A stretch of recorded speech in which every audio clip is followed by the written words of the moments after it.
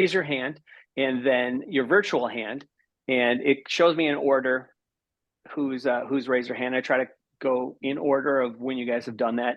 If you've already spoken, I give a preference to somebody who hasn't spoken yet. And then I'll ask you to unmute yourself and then ask a question, make a comment. It's pretty simple like that. And if there's something that you don't want to talk about, in front of everybody, you can put it in the chat. I try to monitor that also, and sometimes check in with you guys for help on that. So a little bit about, so tonight we are talking about The Seven Husbands of Evelyn Hugo. We've actually read this author, Taylor Jenkins Reid. In the past, we read Daisy Jones and the Six. And for a while, I thought that was going to be her thing. And there was going to be a book with 8 in it, but it didn't quite go that way. But sometimes authors have that where it's like, oh, all my books have like a number in it. But we happen to have read her 6 and her 7.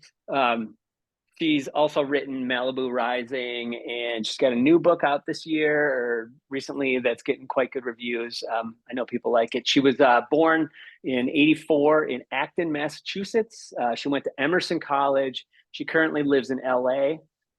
She's written for some TV, and I'm not exactly sure which TV yet. I have to look that up.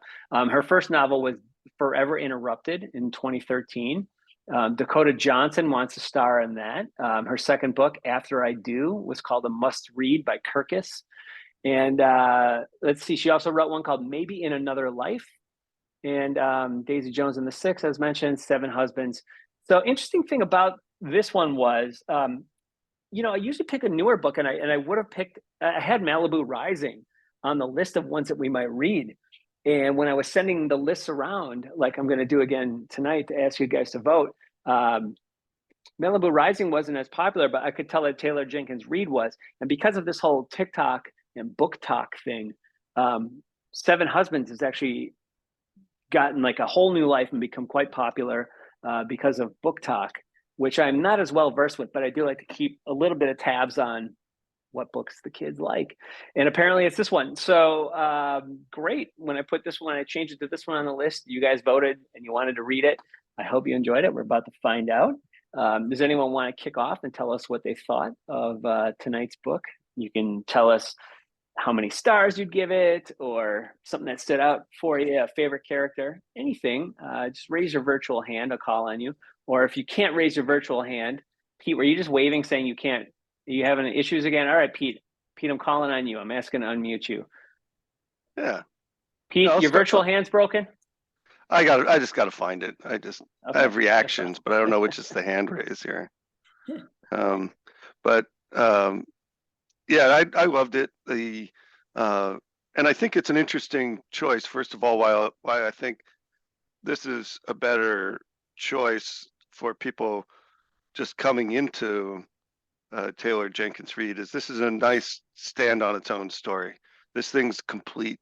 Where Malibu Rising, it kind of you got to be sort of addicted to the whole Mick Riva universe, I think, on that one. Even though Mick Riva is one of the husbands, and it's a beautiful love story in a tough time. That these two women were so devoted to each other, and they and all of the sacrifices that she had to make to be in power, and then her full confessional to the poor author who she also screwed over, but that she's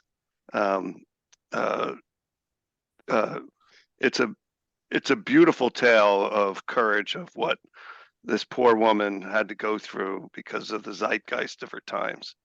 But I think it concluded brilliantly, where she had lost everything already, and she had one more thing to tell, which is her whole story. And I think that was just fabulous. It's kind of like what we were talking about the last one at Paper Girls, where a person that has to give up everything for the little slice of happiness that she had in life, and then built this kind of cool legacy to boot. There's all this legacy of film work, and she produced fabulous art and all that stuff. And I think it's just she's a cool woman. And I found myself I was like, wait, how am I supposed to forgive this? And then by the end, oh, she dies. And then like, oh, it's not up for me to forgive, and not like she'd ever want any forgiveness from any stranger or fan. Um, she just she did that for herself, and she wanted to do something to make it right. I forget, because it's been a while since I read it. I forgot exactly what she did to the person who was taking the story from her, but someone else could reacquaint me with it. But it was nasty. Uh, Thanks, Pete. So, Pete, you give us a little glimpse at, so Malibu Rising is like a slight tangential sequel in a way. We get a character or two from this book in Malibu Rising. oh yeah. Oh, I love Mick Riva. He's so funny. He's the worst shitty man out there, but he's so hysterical. I Well, just that's good. I mean, that definitely makes me want to delve into that one, knowing that there are connective tissues there.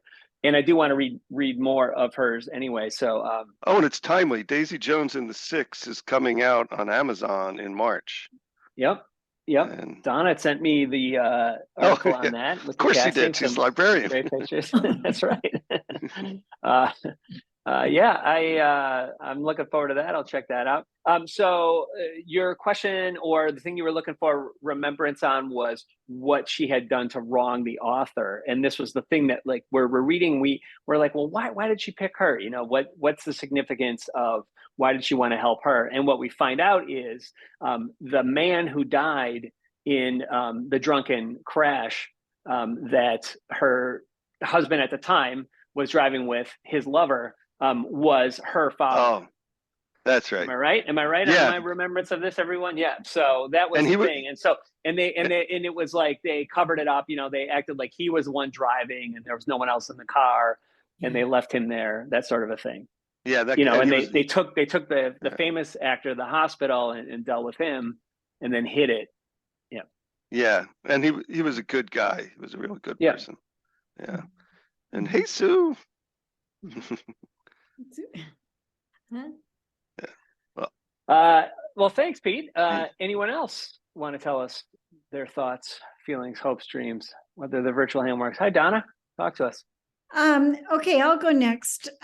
This isn't a book that I think I have a lot to say about, although it was entertaining to read. I do kind of like that whole insight into the Hollywood studio world and all of the things that she had to go through to get the parts she wanted, and how she had to kind of play games, you know, with her sexuality and with her relationships to kind of move through to get more of the kind of screen stardom that she wanted. And there were a lot of interesting comments in the book about how you need praise, but then you need even more praise just to kind of stay even, and then you need more and more and more.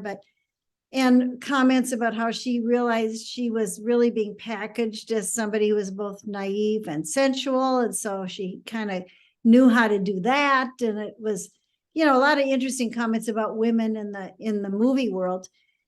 But when your question in the chat was about which husband was a favorite, and I think for me it really had to be, was it Harry? You know, it's been a while since I read is it Harry Cameron, you know, the guy who was really so much in her camp all the time. And he was gay, so there wasn't really a whole question there about where their relationship could go in terms of the whole manipulative piece. But then when it ended up in that world where she could be with Celia and he was with the guy who Celia was married to, I mean, it was just the most perfect situation. So I felt real happy for her there. And so, yeah, I guess he was my favorite just because he was interesting all along. And anyway, that's, yeah, good, great description, great punchy dialogue, short sentences, fragments. The writing style was very, moved it along. And I enjoyed that a lot. Thanks, Donna. You know, this is not historical fiction, and I've seen some people. I mean, unless I have a wrong, do it. unless I completely don't understand the definition of historical fiction, because this is a fictional person, but is this historical fiction or not? It's not, right? Is this is or is this how you guys define historical fiction? Can anyone speak to that? Donna, go ahead. Yeah, I mean, I'll say that generally historical fiction is when there's a novel set in something that has some historical connections, and Okay. it doesn't have to be necessarily about real people. It just needs to be set in a different time and place that's historically accurate for the time. But I think it does really depart from what we mostly consider historical fiction, which has to have more of an anchor of at least, a main, some real people in the situation. And I don't remember, were there real people in this? And I mean, I thought it was well researched and it was believable about the whole studio world and all of that. And certainly set in a different time and place that was probably historically pretty accurate, but it didn't really tie into characters that were real. Yes, and so then my follow-up to that was, did you imagine that an actress from the past that Evelyn was most like, or perhaps modeled on? And Pete brings up Liz Taylor, which definitely Liz Taylor has been married at least 5 times, I think. 7, I'm not exactly sure, but is probably famous for having many different marriages and sometimes to the same person, Richard Burton. I don't think physically necessarily she would be described that. There was, like, for me personally, it was almost like she was a Marilyn Monroe meets Ana de Armas, which is funny because Ana de Armas played Marilyn Monroe, but she has a little more like Latin, I think, heritage to her. And I think so that was an interesting aspect about this character for the time that it was set in, that she had that different heritage to her. So is there anyone that you thought of when you're reading Evelyn? John Golden, your hand popped up, or Rebecca. Rebecca, your hand was up first. Talk to me, Rebecca. I'll just go real quick. I was answering the question before about historical fiction, and I think this somewhat qualifies, but the other thing that I would say historical fiction has to do around an event that took place in that time period. And, specific a war or an event. There are novels that are, take place in different parts of history, but if all the events are made up or not real, then I wouldn't necessarily qualify. Sorry, my cat is very needy at the moment. And I'll come back in later and talk about other stuff. All right, John Golden. No, I was going to say, I really liked the book. I thought it was really, really excellent. And mostly because I just really liked the Evelyn Hugo character, how she sort of developed and how she changed, and just, how she was deceitful for most of her life. I thought that was really excellent. When I thought Elizabeth Taylor as well, when you first said it, but then when I was thinking a little bit more, I was thinking about, modern sort of powerful woman. And I kind of feel like Madonna could be in that category, or somebody like Jennifer Lopez, where there's just, when that person when Evelyn Hugo walked into a room, everybody knew who she was, and everyone that was there and related to those people knew who she was, because she was such a presence wherever she came in. And I found myself, like, as I was reading it, thinking about, from a historical standpoint, just sort of like the time frame that it was in, thinking like, I wonder what happened at some of those awards ceremonies that did happen then, when they were talking about receiving, awards for movies and that sort of thing.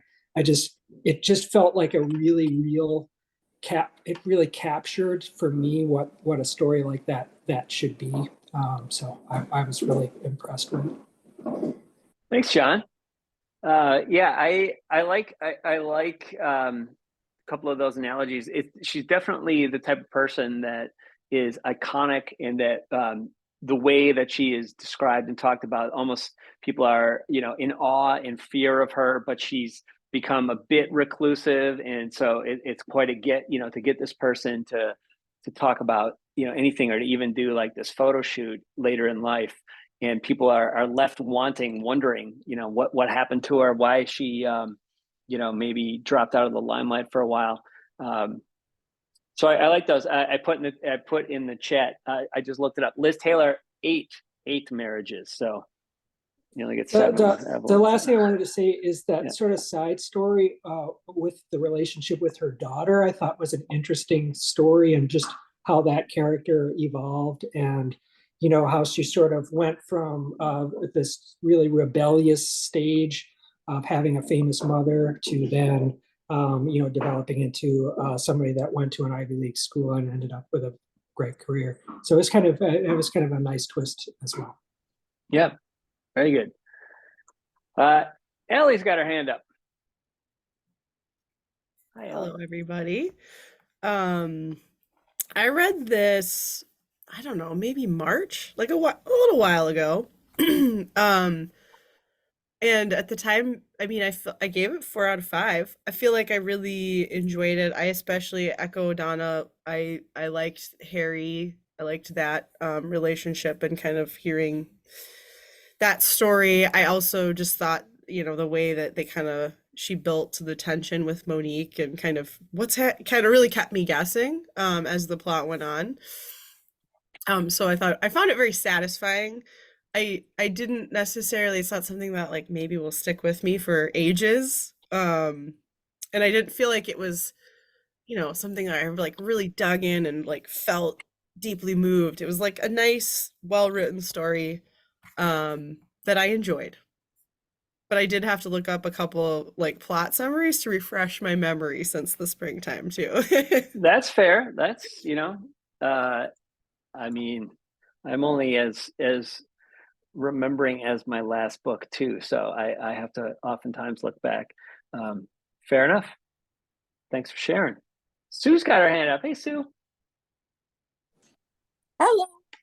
I'm kind of in sync with everyone else. It was a great story. Kept me reading, kept me going. Great characters. I think the one thing that going back to is this historical fiction, I would say yes.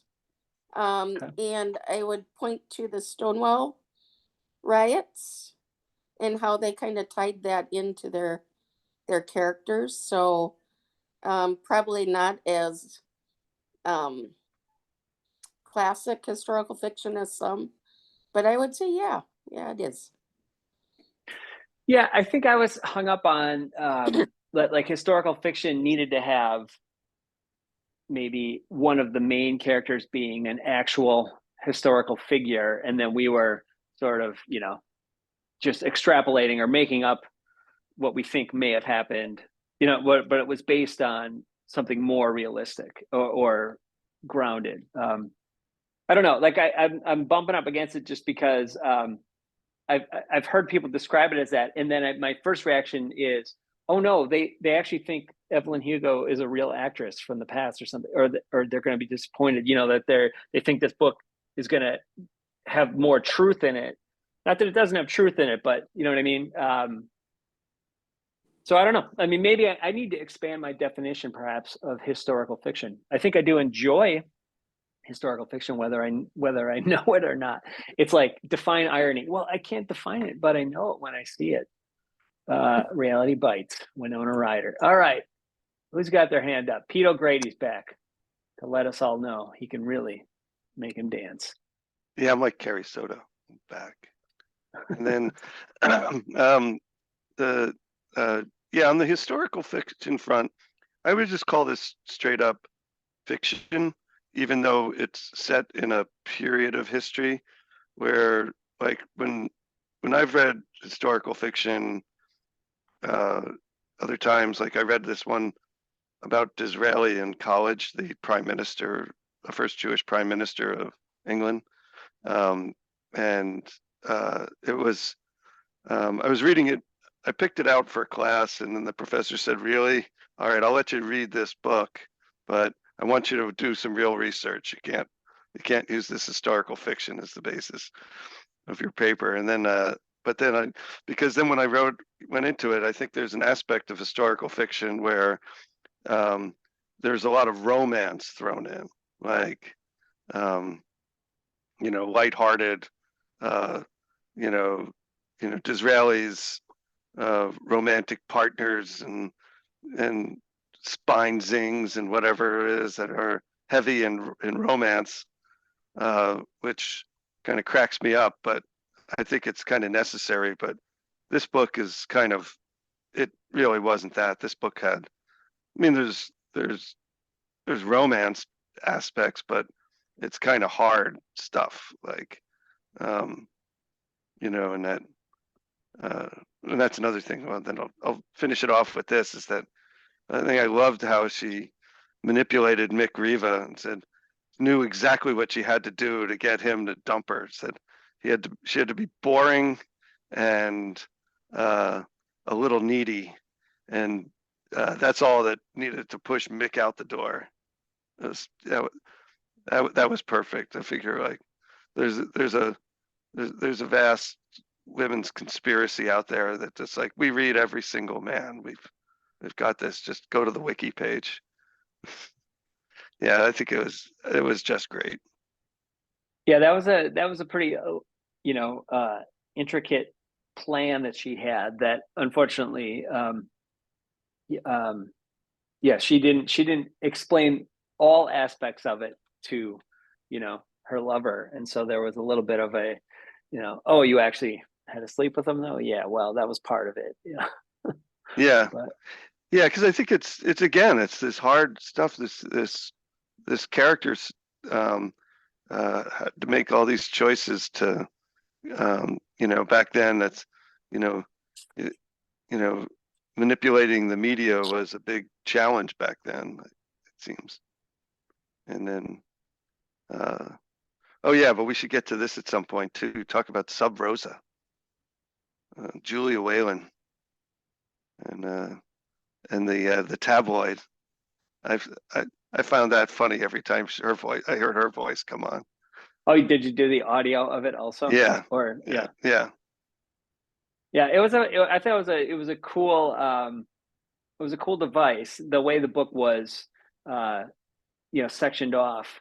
I liked, and then hearing how it was interpreted in the media, or how they twisted it, and then knowing ahead of time, what the actual story was, or how they, could influence it, and then how it was, did it make anyone else think about how much it's still like this today? I mean, how you just, like, when you see something on, I don't know, entertainment news or something that, this couple is dating while they're, this movie is about to come out, it just feels like it's a fake relationship built to, make sure that everyone goes to see the movie, and then, they can quietly, break up afterwards. But it's better for everyone to think, oh my gosh, they're dating, or they were dating during this. I got to see how that plays out on the screen. Any thoughts on that, and how the media manipulates? Yeah, I'll let Donna speak to that, and I'll leave, but I'll just not leave, but just mute. But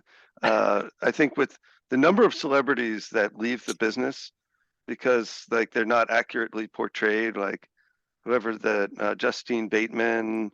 I mean, you could start with her because she's had her own biography, but she's nothing like the press covered her as an example. But I think there's many others that you could pull up.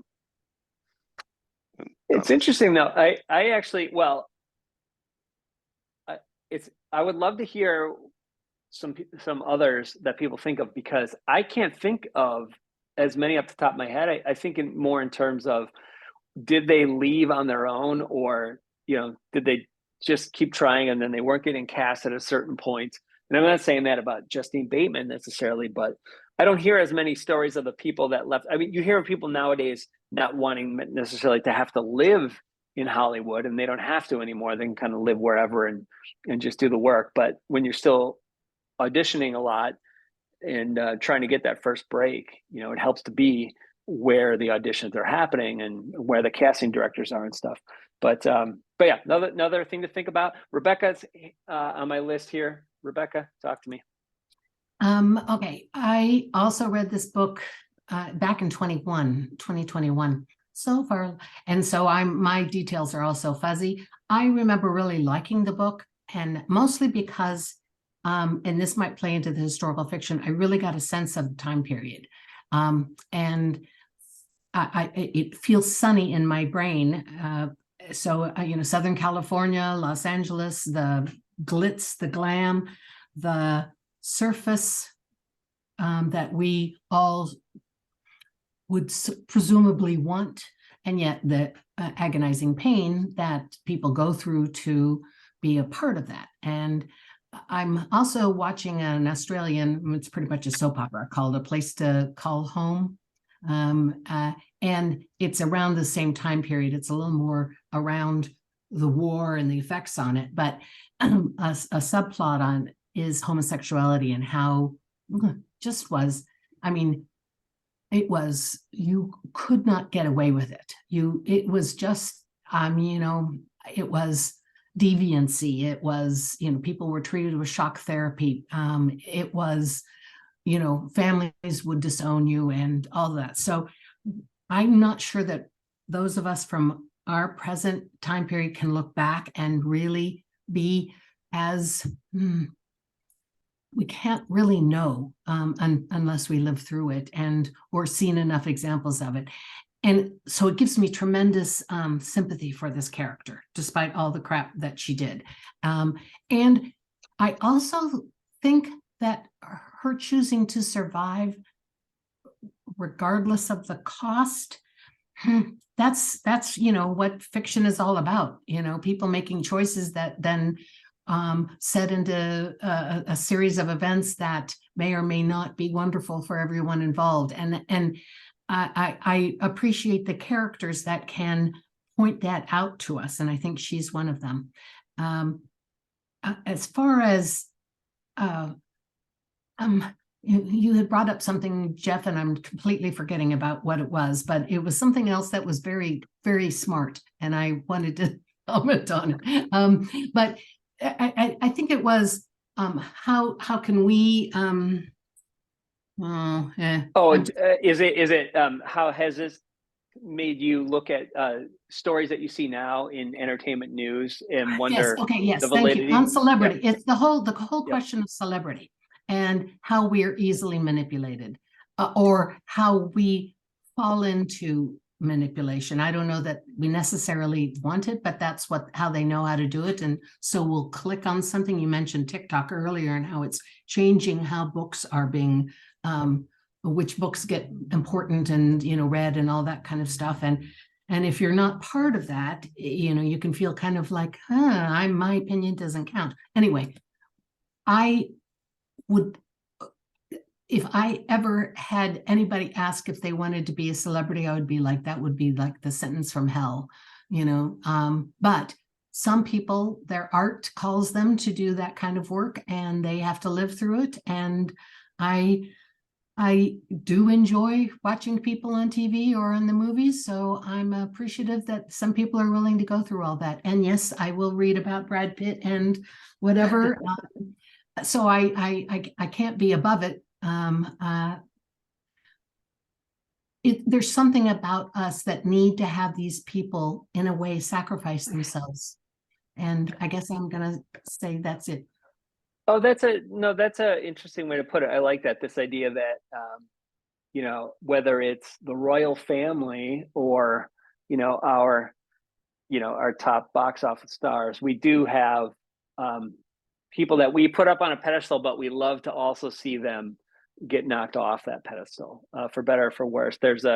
And we can sort of live vicariously through whether they're true or not, the tall tales that, are told and that we read about with them. From, some celebrities that I've seen that seem like sensible, in interviews, or at least, coherent and somewhat intelligent. It seems as though celebrity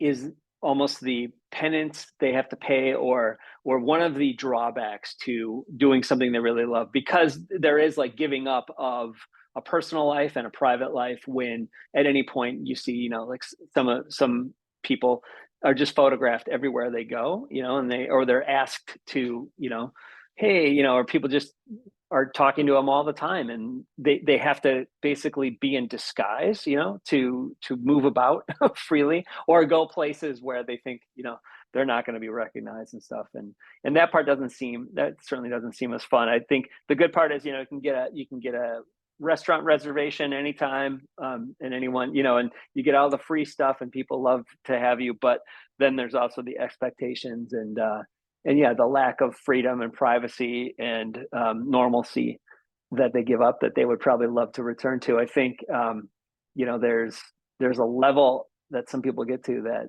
it's just, the iconic people that, like you're talking about, the Brad Pitt.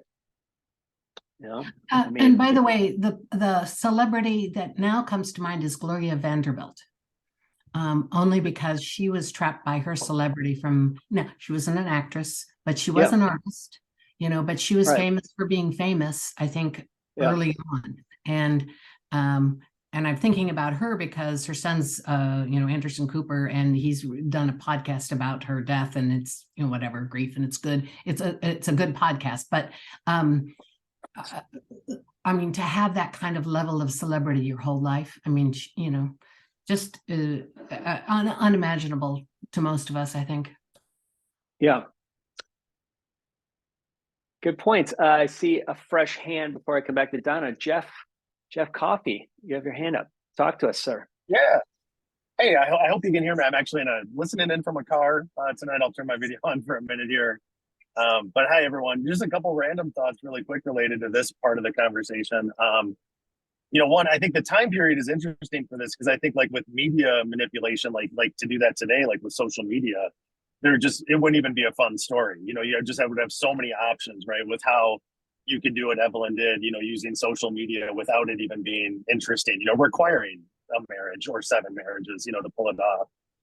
But another piece, Jeff, I think, to what you were just speaking about sacrifice, I thought it was kind of interesting. Like, to Evelyn, it wasn't, she was intentionally manipulating to achieve the end that she wanted, the fame and the money and the fortune that she wanted. And that dynamic between her and Cecilia, who was willing to give it all up, right, for the relationship, I thought was kind of interesting. But even at the end, late in life, Cecilia kind of came back and said that she really actually wanted it too, and was glad that Evelyn, was the one that was willing to do it, through all those years of their relationship together and through their careers together. So anyway, I'll just toss that in. I'll go back to mute and video off as we're hustling down the highway here. Thanks. Well, thanks, Jeff. Thanks for taking time out of your drive. Hopefully you didn't appear to be the one driving. I don't condone that. I'm not the one driving. Yeah, no, my beautiful wife is driving. All right. Thanks to your beautiful wife for driving. Yeah, I love the commitment. I love that the tech worked and everything. That was awesome. And hopefully you weren't faking this out. That wasn't like a great blue screen or green screen background where if someone wants to pretend like they're riding on a dinosaur flying in Avatar, feel free to set that up right now. I would enjoy that quite a bit. So thanks again, Jeff. Donna, your hand's been up. Let's talk to you. Oh, yeah, just going back to that whole issue about those little clips from those celebrity reporter kinds of things. Yes. I realize that it's a device that I've really come to enjoy in fiction writing, when authors do work in different kinds of formatted things. I think one of the classic examples of that we've read was Beautiful Ruins. I don't know if those of you remember that, but you'd be reading along, and then all of a sudden, then the perspective would change. It would be a different character, and then they're talking about a screenplay, and then and now here's an excerpt from the screenplay, and then and now there's this interview and a transcript of an interview with somebody, and I think it moves the story forward in ways that I think are really quite creative and entertaining to read. I think it may be maybe there are authors that do it too much. I don't know. But when I see it done skillfully, like I think it was here, I get a kick out of it, because after all, that's what Evelyn was trying to do, was like people have said here, she's trying to manipulate the coverage she's getting and how she's being described and reported on in those gossip magazines or articles, whatever. And sure enough, you see she tries to do something, and then, oh, now here's the little article that appeared, the little item about, oh, she was seen with so-and-so. So everybody's already starting to think, oh yeah, now that they're an item and this is happening in her personal life. So I think that was very, very cleverly done. And just one last thing I want to say about historical fiction. I don't like historical fiction generally if it's too tied to real people. I guess one of the things that a novel that's historical fiction that I love so much is The Grapes of Wrath. It's a totally fictional family and all of that, but it's set in a historical period. It's so believable. And I think everybody understands that, yes, this is fiction, but there's so much insight we can get into that. There's a writer named Marie Benedict who writes historical fiction about real people, like the wife of Einstein, or I don't know. It's like she writes like one every 2 years or something and she features women that are unreported on, but she just makes up everything that the woman would have said or done, or what she might have said or done, or drives me crazy. I'd much rather have have a novel that has believability from a different time and place and the history around it, but don't make up stuff that real people said or did. So anyway. Donna, were you with us on October 3rd, 2017 at Amsterdam Barn Hall when Marie Benedict joined us to discuss The Other Einstein? No, I wasn't, but that book drove me crazy. One of my book clubs read it, and I thought, come on, Well, let me tell you something. She was delightful, a wonderful human being. Okay.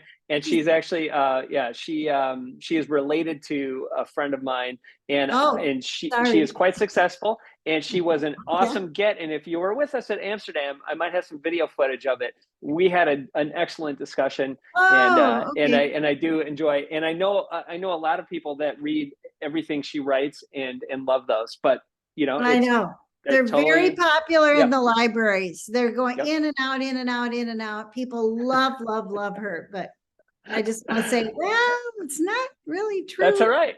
No, that's all right. So that's so that's just a different way of. I didn't necessarily know that she was making up everything, but you're saying like her idea is just very speculative. It's almost like speculative. Historic. Yeah, it's kind of fantasy. Yes. Less research based, but it's like a what if I could be Carnegie's maid, as an example of one of them. That's another one. Carnegie's maid. Right. That's another one. Yep. Mm-hmm. So I guess you weren't with us on that. I was like, I thought you were going to be direct referencing, and I looked it up real quick, and I was like, yeah, it was October of 2017. Okay. So yeah, there's a funny picture of the discussion. Was anyone there in this group? Was anyone at that event? Rebecca, you were there. Do you remember? I was lying down on the couch, and it was like we were in a fair. You remember this? There's a picture of me like lying on the couch, and I was like, just like talking to her, like I had my back to her, and I don't know. It was weird. It was fun. It was loose. We had a big fun crowd. I enjoyed talking to her quite a bit. She was really great. Kevin Matson made it. Last time Kevin, he found out about the change too late, and I felt really bad, and he couldn't make the change, but Kevin's with us tonight. Kevin, thanks for being here. Talk to us. Hello, friends. Yeah, my so not only was the change, did I find out about the change too late, my schedule has changed, and it's very hard for me to make Books and Bars events during the week. But so I miss you guys. I miss Books and Bars. But I try to read the books, and if I can get on here, or if I could attend an event in person, I will always try to make that point. But I was a little late today. I missed kind of the setup, and I've read about 80% of the book. I'm at the point where the football player husband just died. And so I don't know. So anyway, I don't know the end, which is fine. Like, I don't mind the spoilers. Like, if there's spoilers, that's fine. But I'm not loving it. So I don't know what I was kind of hoping that I'd get a little more feedback or hear a little more from people. And maybe it would shift my perspective a little bit if people were really liking it. And since I joined late, I mean, maybe you guys already covered some of that, but or anything. So, because I guess the things that were hard for me were like, I can't personally relate very well to the characters. I mean, I'm not a female movie star. I don't have a lot of, but, and I don't have a lot of bisexuality in me, and so there was just not. I don't know. I didn't have a lot. It was interesting, but I really, so even speaking about something like Daisy Jones and the Six, I just feel like that story was a little bit, the contrast to that with the same author. I like Daisy Jones and the Six quite a bit, and I can't put a finger on why the difference between those, why the one would appeal to me and the other one. So I don't know if you guys have any thoughts on that, or if you already covered it. I apologize if I missed it. No, don't apologize. Let's talk about it. We'll find out, who liked it and why, or who didn't like it and why. And I think also, I'll start. So I enjoyed both of those, and I'm intensely interested in both of those subject matters. So I love the idea of, like, with Daisy Jones, the Laurel Canyon music scene of the 70s, and this whole idea of like a Fleetwood Mac type bass band. But in all honesty, by the end of Daisy Jones, I think, as much as I liked it, and I'll probably check out the series, I would maybe have rather have just read an actual history, sort of like what I've been reading lately, like what we did with Meet Me in the Bathroom, like an oral history of the actual bands from that time and talking about it. Which is interesting because Daisy Jones was written in a way with as the band from that time, sort of, telling the oral history of the band, looking back and stuff like that, which I thought was really cool. But then when I've read some actual ones, I went on a little bit of a sort of a themed tangent with when we read the 90s, and then we read Meet Me in the Bathroom, and then I read this 80s hard rock LA book about like the hard rock explosion in the 80s. And that was, I mean, like, when it's actual people with things that I can remember, but then like getting like the full story of it fleshed out, that was really exciting to me. And so I prefer Evelyn Hugo to Daisy Jones personally. But I love movies so much. I mean, I love music, but like movies in general, as opposed to just like the Laurel Canyon sort of music scene, is like a bigger thing. And this idea of, even if it's not, an actually true story, I felt like there's so many things in Evelyn Hugo that are relatable in this idea of, there's so many people who have had to pretend to be something they weren't, or you have to do something to become famous. What is the price of obtaining your dream? What is the price of fame, and is it worth it ultimately? And I think it's sort of a classic tale. And being that interested in and having lived in Hollywood and worked in film, it's something that I'm interested in reading about. So that's part of why I liked it. And I don't have as much in common with the main characters per se either, but I'm fascinated by that world and what it takes to we see the end product on the silver screen, or that we stream what we like these days, but like, what does it really take for that person to get to that point, for an actor to embody something, to put themselves in that situation, and to be somebody. Like, I loved in Evelyn Hugo to talk about how she knew how to, like, just give like the sex scenes or the nude scene, just like the littlest bit of the tweak, like that it would become iconic and talked about forever, but not giving herself away completely, but like kind of controlling, like with the director, how she was going to manage that. I think things like that were really interesting to me. So that's a little bit about why I liked it and why I actually like it more than Daisy Jones. But side recommendation, if you didn't read Meet Me in the Bathroom and you're interested in the New York music scene from 2000 to 2010, that was a book that we did when we met with the author at the Parkway and watched the documentary. Loved it. And then I rolled into the hard rock scene in the 80s. It's called Nothing But a Good Time. It's a blast, especially if you ever listen to any of that music from the 80s hard rock scene. I highly recommend that book. You'll get a few laughs, and it's funny now because it's like modern day interviews with these musicians looking backwards and being like, oh, I can't believe we got away with what we did, or, it's times are different now, but I'm going to tell you what happened on the bus, like I shouldn't have recorded it, but I did, that kind of a thing. So that's interesting to me. And I do like an oral history. I do like when, especially when like so many people are interviewed and asked about the same situation. And then you get to hear, like we did in Meet Me in the Bathroom and in this other book, their side of the story. And they kind of like one person says one thing, one person says another, and you're kind of left to, well, who's telling the truth in this situation? Which one seems the most believable or not? So a whole bunch of unreliable narrators when you're talking about what happened in the 80s in the music scene.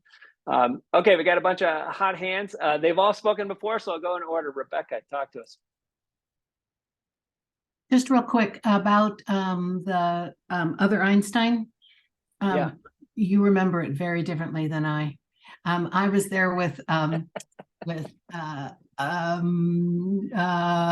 name will come to me.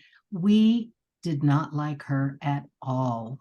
We knew you were having fun and we enjoyed it, but we didn't like the book, and we thought she was pretentious and full of herself. I guess there's both the same thing. And she was eating up your love, and that was good. I mean, you want to make the authors feel good, but man, we were sitting in the back booth, and we were just, I can remember this so strongly, and I've never told you that, Jeff, because I know, so I'm sorry to put it on tape now. Anyway, just remembered it very differently. Okay, well, thank you. Thank you. This is great. This is like the oral history of October 3rd, 2017, Books and Bars. I can only say that I remember lying on the couch and having fun. Yeah. Thank you, Rebecca. I appreciate that. Pete, talk to us. Oh, yeah, I was going to help you out here, Kevin. There's a payoff, especially if you don't like these characters that you're reading. So it's one of those ones you could hate every one of the characters and you're going to really like the ending. So it's worth it. I could tell there is some kind of, there is some kind of a twist at the end, and it's fine if it gets spoiled. I knew that I was logging in, and like I knew there was a potential for a spoiler for this, but I can tell there is something there. And it's not that I dislike the characters. The whole situation is just not quite resonating with me. I didn't mean to cut you off, Pete. I apologize. I'm telling you, I'm just suggesting she does bring it together. There's okay. Everything that's like a head scratcher has a settling at the end, which is also kind of like, I was pondering this recently, there's guns on the mantle and romance and mystery, and they're so tropey, and I think it's part of it. It's sort of like why one would watch what are those K-dramas and stuff. It just cracks you up. You're just sitting, how are they going to crowbar this into the plot? Oh my God, here it is. Because I just finished this book called Book Lovers, and there was a piggyback scene. It cracked me up. I couldn't believe it. And it's like, but it's still great writing. So Pete, are you sort of saying like the like Chekhov's gun? Like if a gun shows up in Act 1, it's got to go off by like Act 2 or something? Is that what you mean by basically like a gun on the mantle in a novel? Yeah, yeah, just tropes. But like good authors are dropping them all left and right, and it's always fun. It's fun when you pick them up and said that's coming back, and it does. That's So this book, I wouldn't describe this book as great writing. I mean, like, I think, to touch on Beautiful Ruins, Beautiful Ruins is one of my favorite books, which got referenced earlier. I mean, somebody referenced yeah. it. It's one of my favorite books, for sure from Books and Bars, and probably from all modern fiction. And yeah, this isn't a poorly written book. I'm not having a bad time reading it, but I also wouldn't. I don't feel like the writing is it's not impactful to me. Do other people feel that like this is really like great writing, or it's just kind of a decent fine book? I mean, I don't know.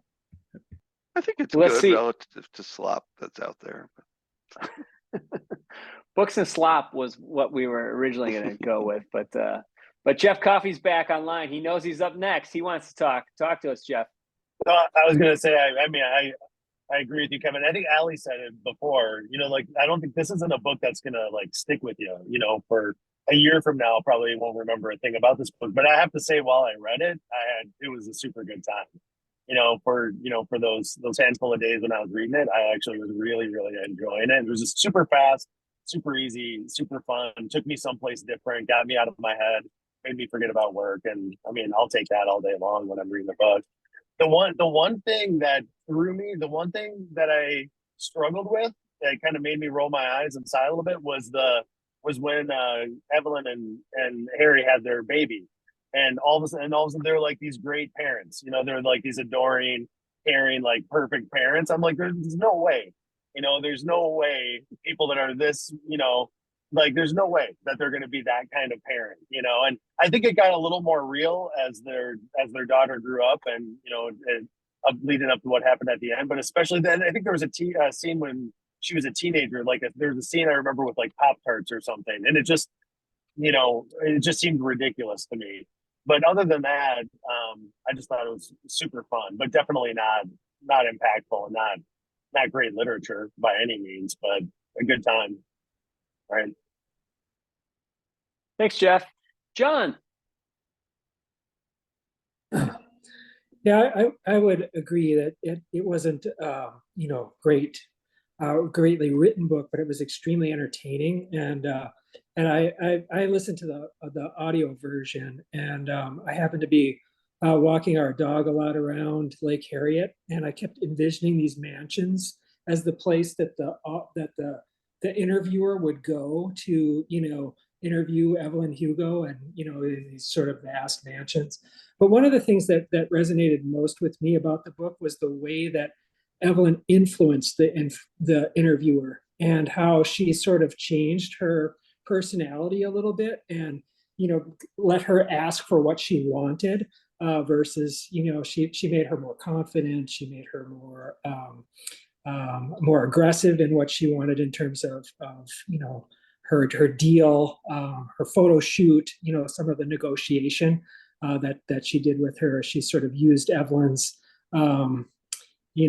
repertoire of manipulative tools against Evelyn at a certain point. And I thought that was a really touching moment in the book.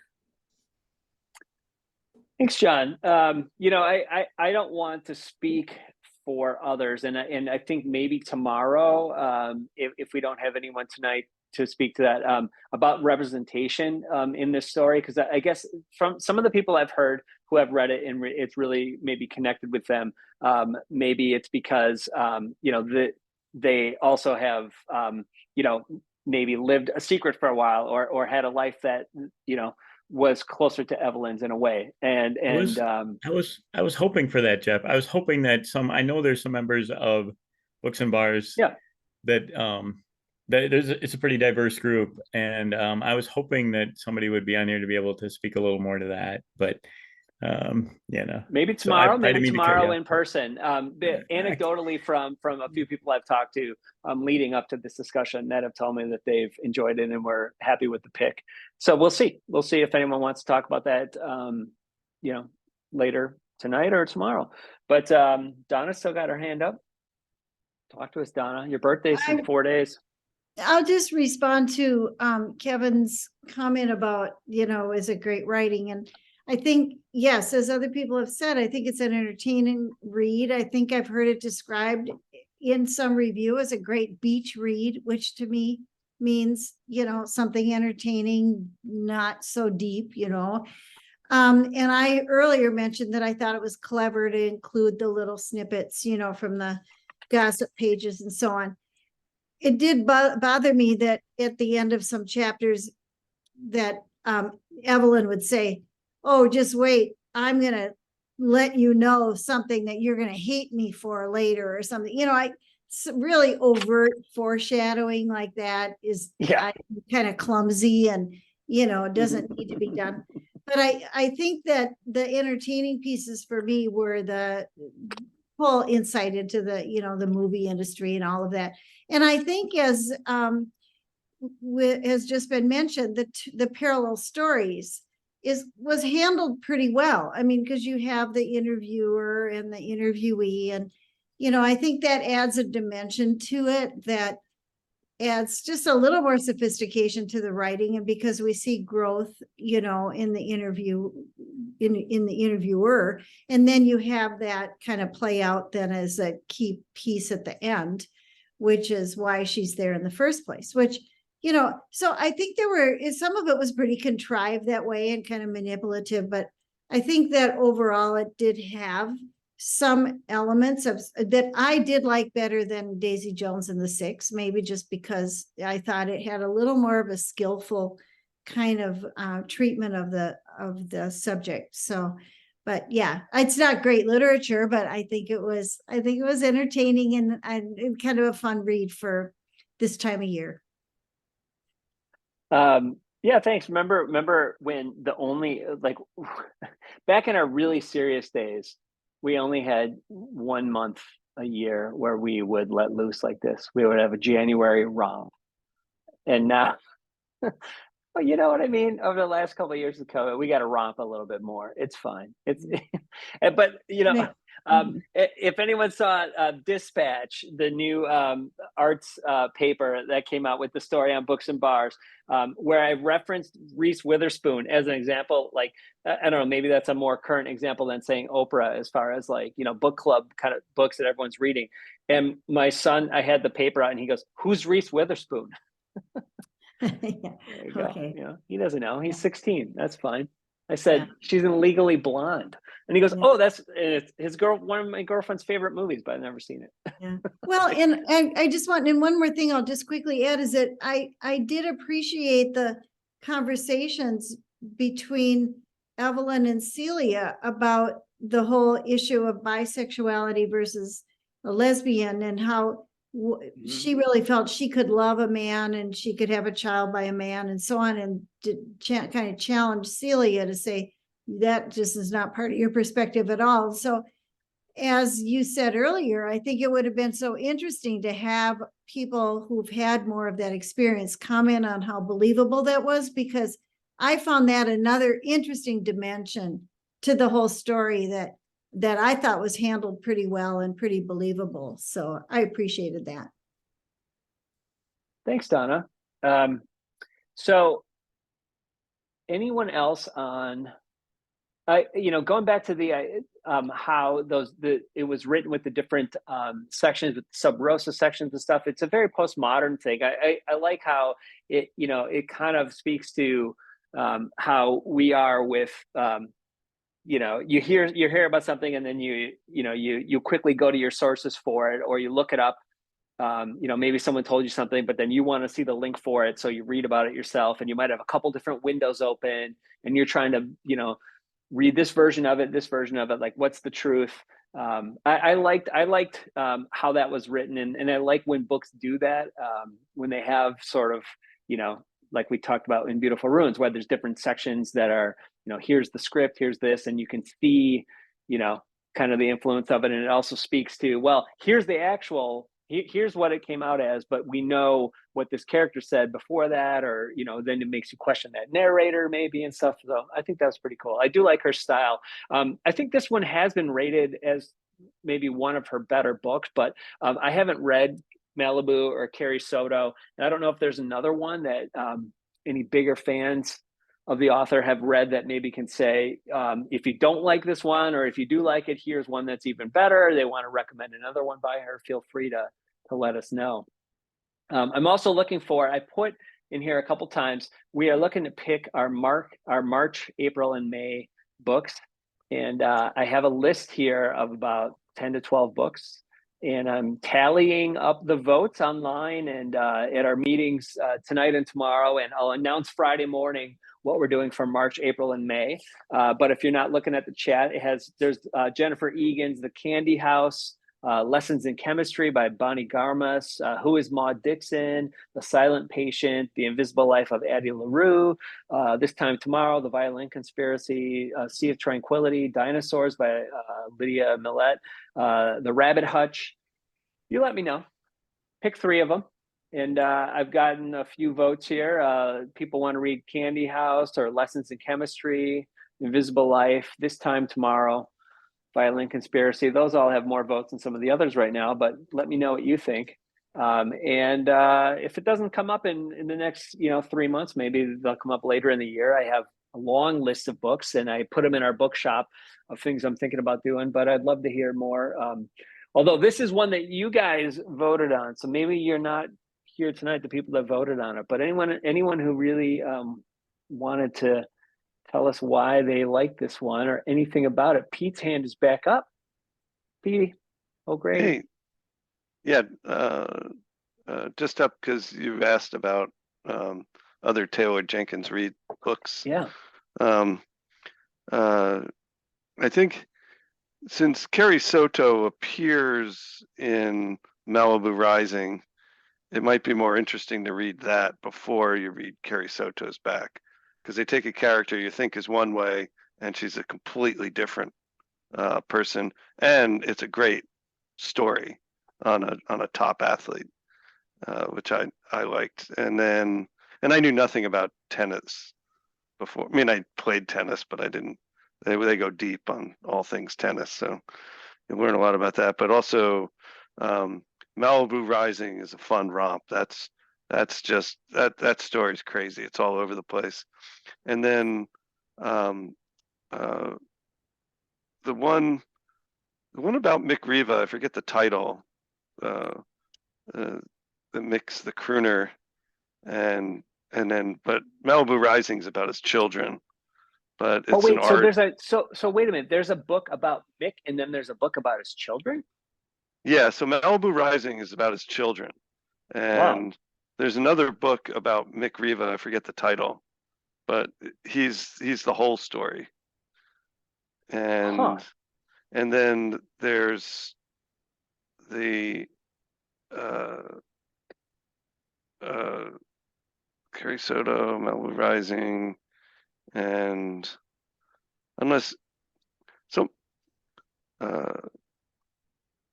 anyway, can't write the titles, but Amazon will help me out with all that. But anyway, but if you like Malibu Rising, Daisy Jones and the Six, you'd love that one too.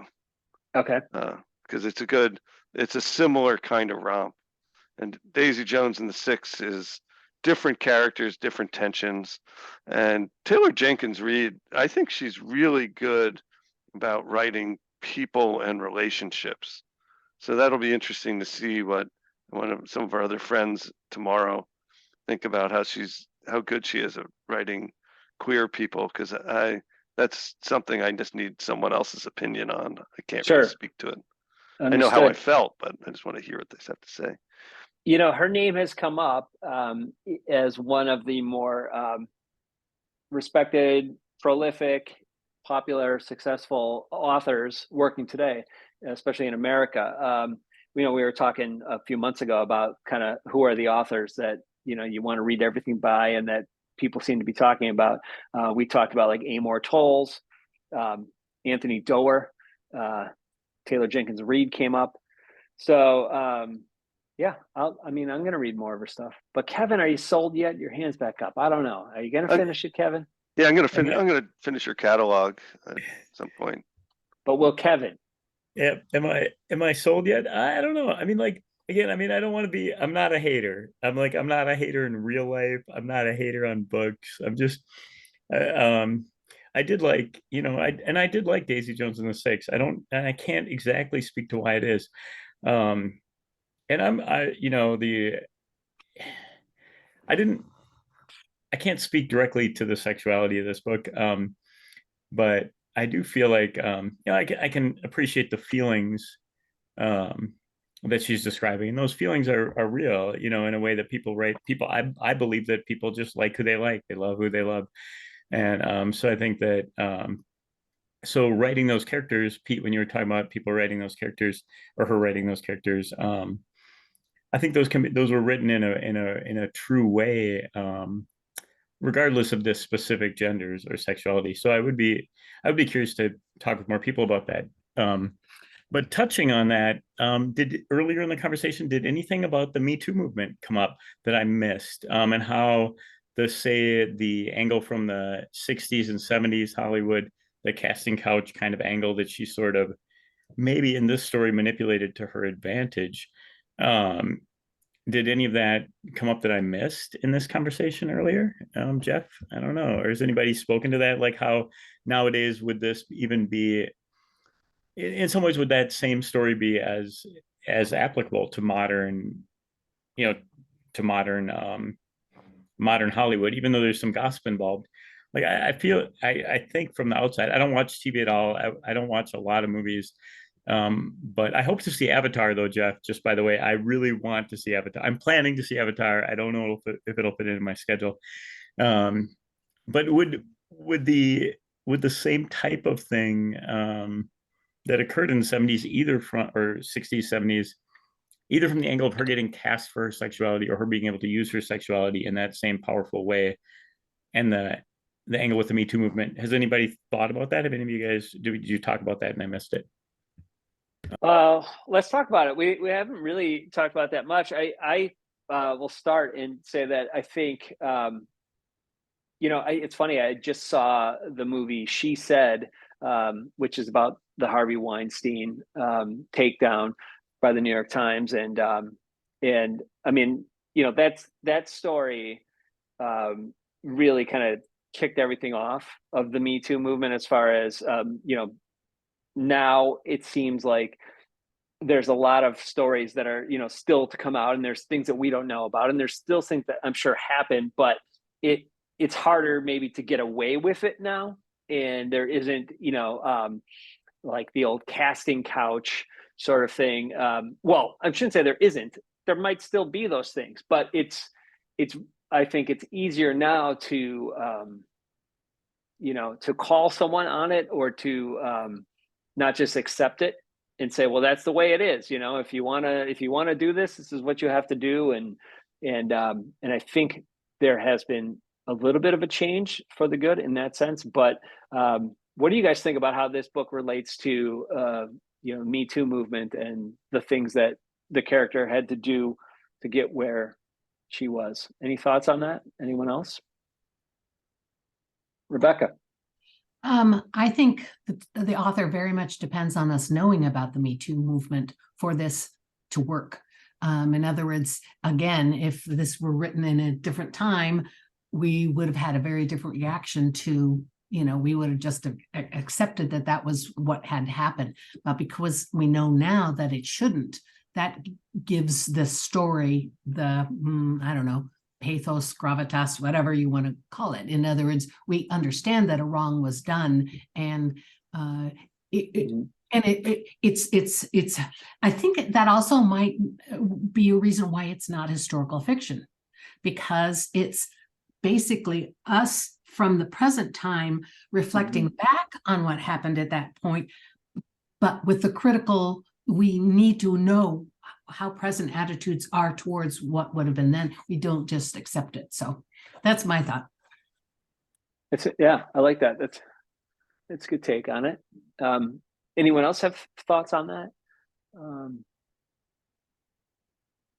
It's definitely, I think, written from a perspective of, now we can look back and these stories can be told. And in some ways, it's what Evelyn is doing. I mean, she has kept all of this secret or inner circle for so long, and now she's like, here it is, here's the whole story, and I don't care, enough of these people are dead or out of the business that it's not going to affect them, and I'm about to go out and I need to set the record straight. Yeah, norms have changed. It's such a huge deal. Like all the friends that came out to me in high school and over the last 20, 30 years, that was a big deal. That's a secret that ends careers. As a close friend that is a pilot for Continental, and as of like 3 years ago, he said, I'm still not out at work because I know it would affect me. And he's been married to another good friend for decades. So it's just, it's recent. It's current events. It's in the last 15 years that people could get, getting married meant going to Canada, meant all kinds of other stupid legal tricks you had to do. So it was really a thing that was only for rich people. And now, it's everyone's widely accepted. People are much better about trans kids. That's why I think you see more of it, because I think people are just hiding. I think people just feel that they can be who they are and not get beaten up for it. To kind of touch on that, Pete, interestingly, I would say maybe that's why the story doesn't have so much of an impact for me. Like my kids are in their 20s, and they're that generation, like, and even being close to them, there's no resonance there of the difficulties of managing that, especially in the middle section of the book, which is where I just am kind of wrapping up, where she's trying to navigate the relationship with Harry and then navigate the relationship with Celia, and I don't think my impression is that generation of people in their 20s, it's kind of almost irrelevant in that way. Does that speak at all to what you're saying? But I think it's Gen X parents are changing the world because they're so chill in the way they raise their kids, free to be you and me. And ultimately, I guess you can go back to Marlo Thomas is probably the prime mover in modern cultural decency. And, Donna. Right. Well, and also that another dimension to that she does bring in, and we haven't talked about it too much, is the fact that Evelyn had that Cuban background, and she really kind of hid that, and she dyed her hair blonde and all of that. And it was kind of something she kept hidden and had that kind of secret part of her personality, and didn't even really necessarily want to speak Spanish when she had a Hispanic maid in her home. And so when we were talking earlier about who could play this part, or who does she kind of remind us of, and I think it would have to be somebody that was also somebody that had to really hide their racial identity and anything about their ethnicity, because that just didn't have a place. Not only was it not okay to be gay or bi or whatever, but you couldn't necessarily even be non-white in any way. I mean, not even Hispanic, and have, because we've all heard about the Lena Horne situation and others, that was really tough for actors and actresses especially in the days when there just wasn't a place for people that weren't this Hollywood blonde bombshell kind of a image. So that's a good one. Yeah. Actually, I'm glad you brought that up, because like that's relevant to like a lot of the modern fiction that I'm reading now. The characters, it has a more diverse character cast, even to speak just from a skin tone aspect.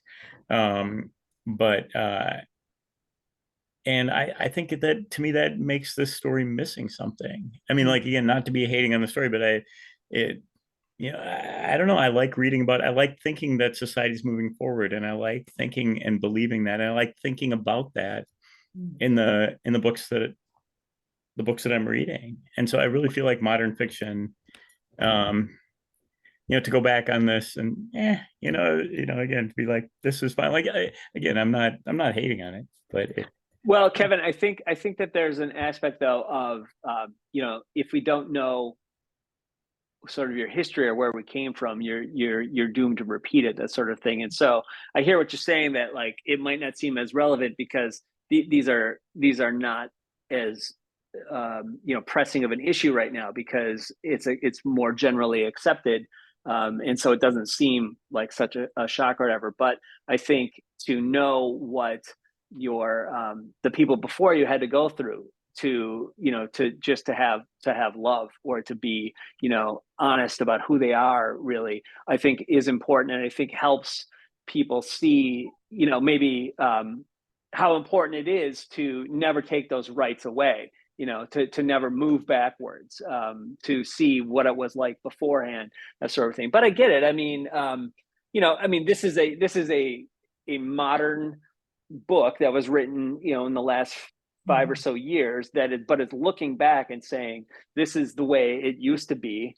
But, what if, we had a character then who at the end of their life decided to, say everything, to spill the beans and to tell the honest truth about, the things, that you previously believed or thought about, and was just like, I am going to live complete truth here, and I'm not gonna pretend anymore.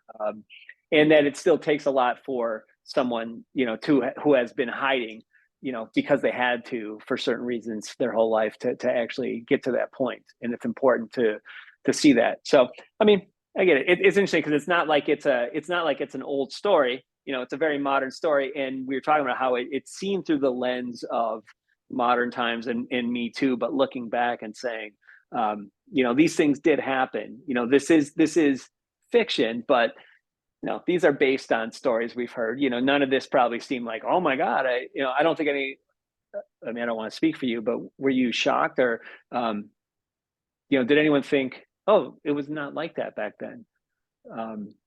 Any thoughts on that? On like the way old Hollywood was? I know like on screen it seems very pure and chaste, because of the codes of conduct and everything, and the things that studios allowed to actually be on screen before the MPAA rating, on things, and how movies were, when you watch old movies, everyone seems, to be talking differently and of a certain type of person. Go ahead, Kevin. I can tell you. Yeah, to sort of speak to that, is to say, I think that for sure in this book club, and probably many book clubs, like in some ways, this book is not preachy. So I don't want to say, is it preaching to the choir, but is it just revealing something that we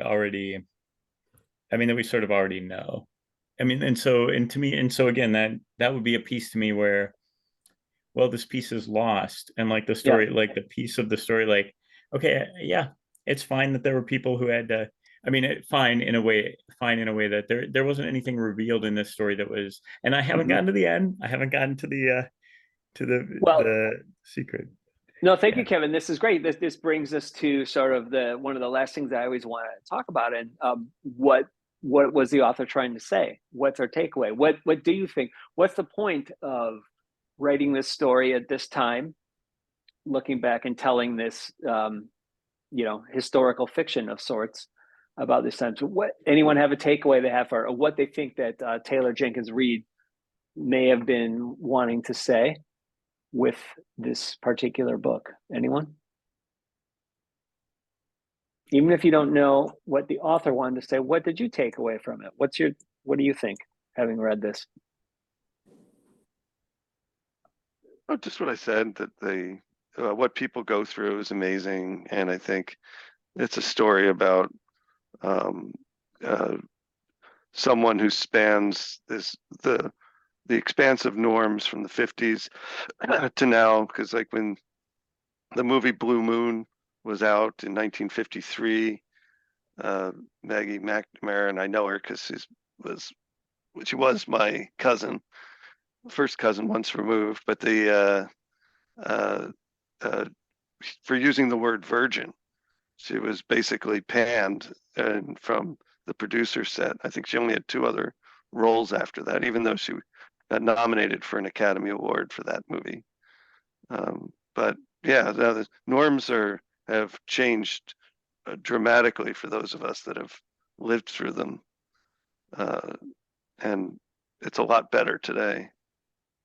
So I like that, Pete, and just to say something that I thought of when you said that, and not to, I don't know if this is good or bad, not to call her Forrest Gump, but in a way, what we have is a character who we get to go through so much time, a history of Hollywood and how things changed and how things, some things got better and some things were still difficult. And what we get to see through this character in this telling of the story is a history of a bisexual character trying to live a life in this particular field, in this business.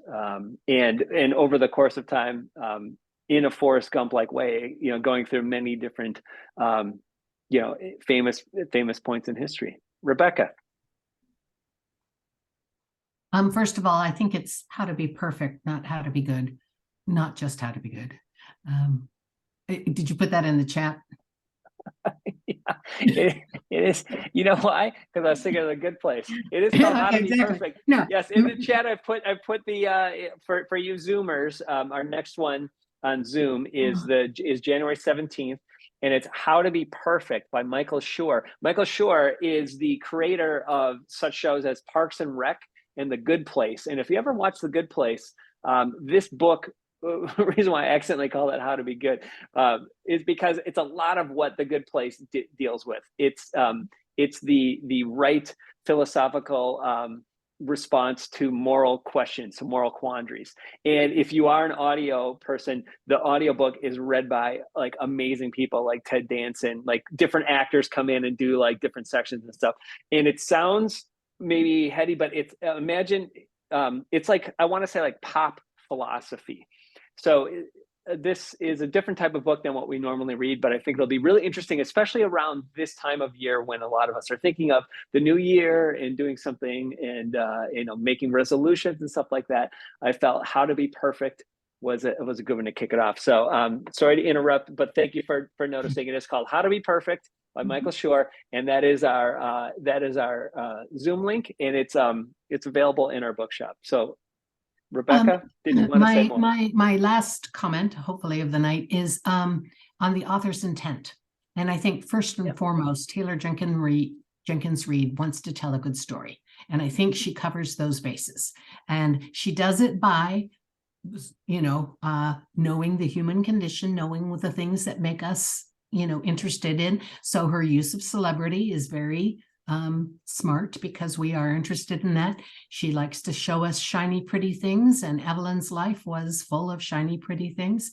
And I think she also would like us to consider where we are now from where it was then, that kind of contrast. And that is a great author way of setting up, the making us interested in it, and then we can feel, oh, but we're so much better now about that stuff now. We wouldn't do that stuff now. So I think she's a savvy author, and I think that's one of the reasons why she has written successful books. And I'm not ashamed that I like that. I'm not saying it's the most. I did not remember much of the plot, as we've all speculated, but I have very good memories of it. And when my friend who doesn't read a lot of books said she'd read this, and I was like, oh yeah, I'm glad you enjoyed it too. So, and I love that we have these kinds of books in amongst others, and I really appreciate the discussion with you all as a result. And anyway, happy holidays all. I'll post the sketch note in just a bit. I may not get it into the chat before you're gone, but thank you. Thanks, Rebecca. Thanks so much. That's an excellent cap on this. At first, I thought that you had shared your sketch note, and I saw pictures of me on the couch with your favorite author. So those are available, pulled off of our Facebook page, I believe. Fun times. Loved hearing about that. And it's funny. It'll be 19 years that we've been doing this in February, and there were many times where I've been told our books were too dark and too depressing and too serious and all this stuff. And so maybe I've leaned up in the last few years, and I'm okay with more romps. And I mean, I've definitely put mysteries into the mix, and I want to do more of those. And you know, I used to rail against the whole, oh, this is just made for book clubs, you know, the blank wife or the sister's keeper or whatever. Like, I'm not going to fall for these chick lit books that they're making us read, you know, and stuff like that. Hey, you know, this is the thing. I make a big list, and I really do. I look at reviews, I look at a bunch of stuff, but then I ultimately, like I've been doing tonight, I have 10 or 12 books. You guys tell me the 3 you really want to read. And then there's a little bit of buy-in. Like, it wasn't just me who said we should read The Seven Husbands, right? And hopefully, whether it was just something that we were entertained, you know, for the weeks that we read it, or the hours that we listened while we walked the dog, or at least for the hour and a half that we got to talk about it, I really enjoy having that with you guys. And yeah. So thank you, and happy holidays. And if you don't come tomorrow, I totally understand, because you were here tonight, but you're all invited tomorrow night, if you can make it, to Urban Growler, and maybe it won't be raining or snowing, and it'll be nice. We were snowed out last month, but we do have this Zoom going at least through the winter again. So January 17th is a Wednesday, is our it's a Tuesday. How to be good, how to be perfect, I'm neither of those things. I try to be good. It's Tuesday. It's a Tuesday, the 17th, and then we'll be in person on Wednesday, the 18th, for How to Be Perfect. And then tomorrow is February's book, and then I will announce on Friday what you guys voted on for our March, April, and May, and maybe we'll see some of these other ones on the list later in the year and stuff. I have a pretty good long list, but thank you guys so much, and enjoy your holidays, and talk to you soon. I seen